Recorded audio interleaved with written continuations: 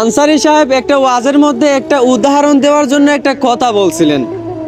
এক শুটকির দোকানদার, সে জানতো যে তার দোকানে একটা বিড়াল আছে, তবুও সে তার শুটকিগুলাকে সেফে না রাইখা বিড়ালের চোখের সামনেই শুটকিগুলাকে খোলামেলা রাখলো এবং বিড়ালকে একটা ওয়ার্নিং দিল, দেখ বিড়াল, তুই যদি শুটকিগুলা খাস তাহলে তোকে 10টা বেত দেওয়া হবে। এইটা শোনার পর বিড়াল বলল, আপনার এই ফালতু আইন আমার ঠেঙ্গেও মানে না, কারণ শুটকি হচ্ছে আমার প্রিয় জিনিস। আমার প্রিয় জিনিস যদি আমার চোখের সামনে খোলামেলা থাকে তাহলে অবশ্যই সেটার প্রতি আমার আকর্ষণ যাবে।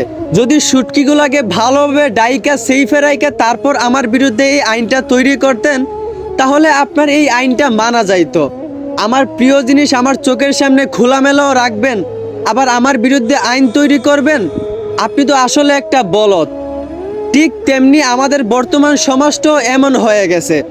আজকালকার মা বাবারা জানে যে দেশে ছেলে আছে, তবুও তারা তাদের মেয়েদেরকে বেপরদায় রাস্তাঘাটে খোলামেলা ছেড়ে দেয়।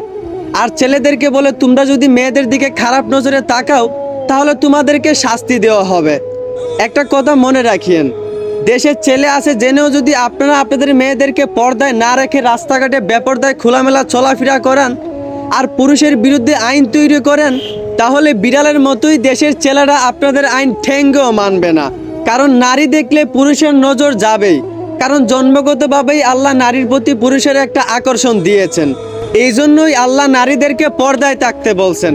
এখন আপনারা যদি আপনাদের মেয়েদেরকে পর্দায় না রেখে রাস্তাঘাটে খোলামেলা বেপর্দায় চলাফেরাও করান, আবার পুরুষের বিরুদ্ধে আইনও তৈরি করেন, তাহলে মনে রাখিয়েন দেশের পুরুষরাও আপনাদের এই আইন ফালতু মনে করবে।